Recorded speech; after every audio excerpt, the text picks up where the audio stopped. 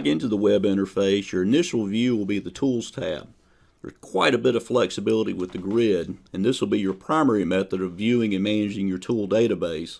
So make sure you have a good understanding of how our grid works.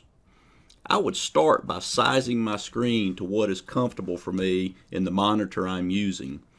For the purposes of this tutorial, I've sized the grid to fit a laptop, but my actual screen is quite a bit larger and could fit a lot more information.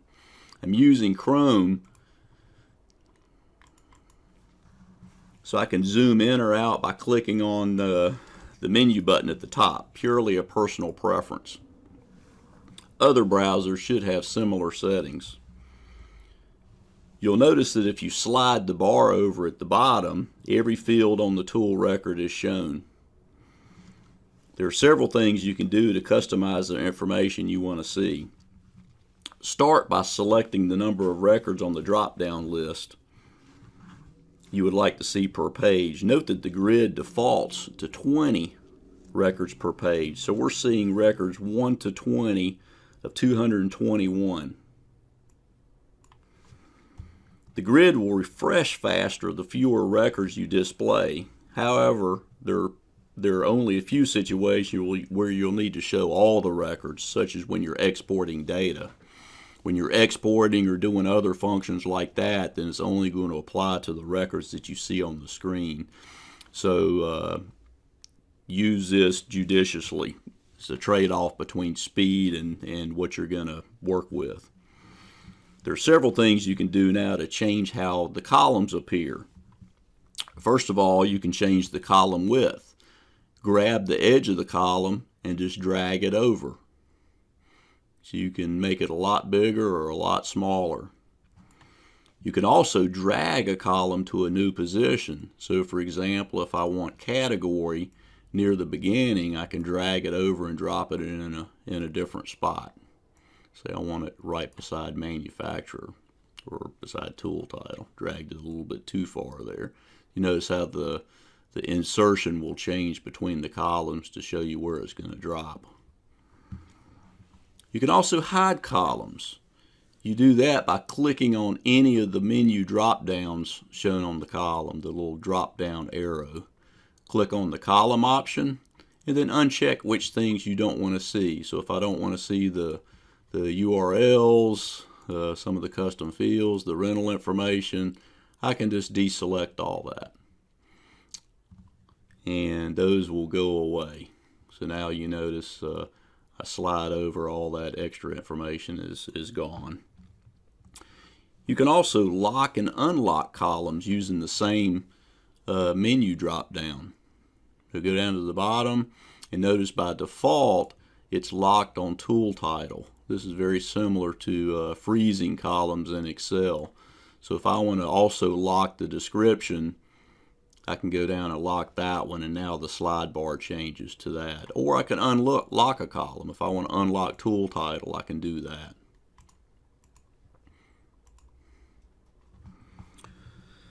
When you get the grid in a format that you like, to save those options, just click Save My Grid to save your changes. If you exit the system and go back in, or you click Page Refresh up here at the top, then you're going to revert back to your default format. So it does not save that format. What you have to do to retrieve that saved format is click Load My Grid. Then it'll put it back like you've had it. There are also a lot of neat features of the grid that allow you to search and report on the tool database. You can sort on any column by, there's actually two ways. You can click on the column. Let's take category for example. If we click on that column, it'll sort ascending, or click again, it'll sort descending. Or if we click on the menu drop down, then we also have sort ascending and descending options. To filter data, now this is something you're going to want to get a little bit used to. Click on the menu drop down and select filter, and we've got two filter options. So what you want to do to keep this in place, this is a little bit tricky here, so if you just move the cursor over, and down, you notice how it goes away. So what you want to do is click on something. You want to click on is equal to and select something. That will lock the selections in place. So click on the Boolean operator first, and everything will stay in place. I suggest you start by clicking contains. That seems to work the best with the grid tool we're using, and then enter a value. So let's say I'm on the description column. I want to select anything that contains drill, and I'm going to click filter. Now notice the other options. I can do an and or operator here, and then I have filter and clear. So when I click filter, it's going to start that function. If I want to get rid of it later on, then I need to come back and hit clear to remove those filters.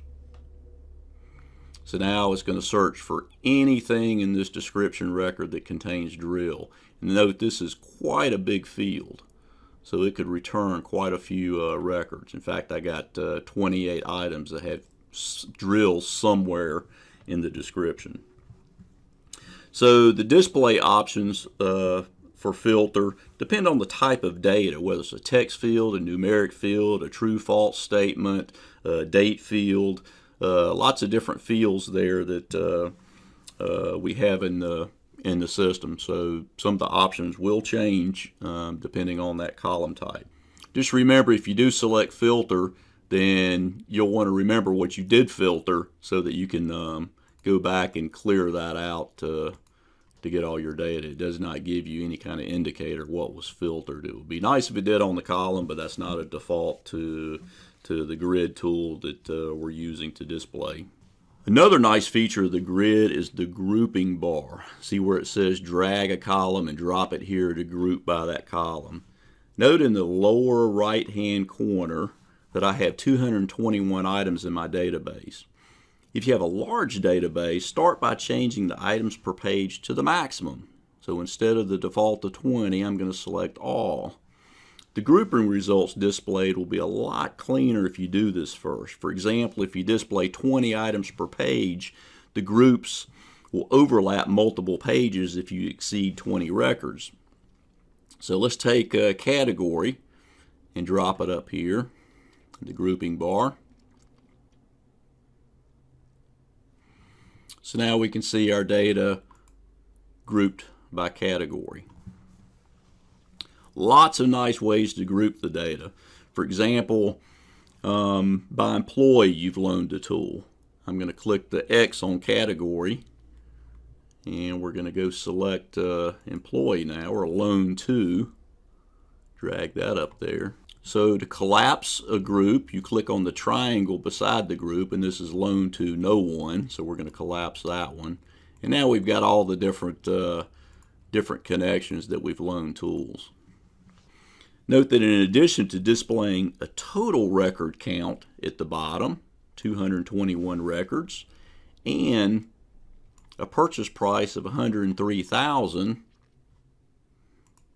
we've also got it subtotaled by group. So if I go to the bottom of Tim's group, he's got quite a few things outstanding. In fact, he's got 31 tools for a total value of $14,739.15. That's a pretty nice feature.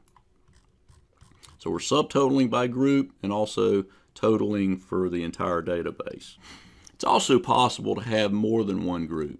So if I want to total or group by the employee it's loaned to, and I want to group by category, I can drag that up there.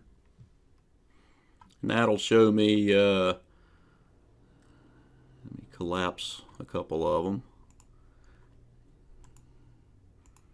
Get down to Tim's crew. So Tim has quite 5 benchtop tools. He's got a chop saw, 1 circular saw, a bunch of drills, 8 drills. That's pretty neat.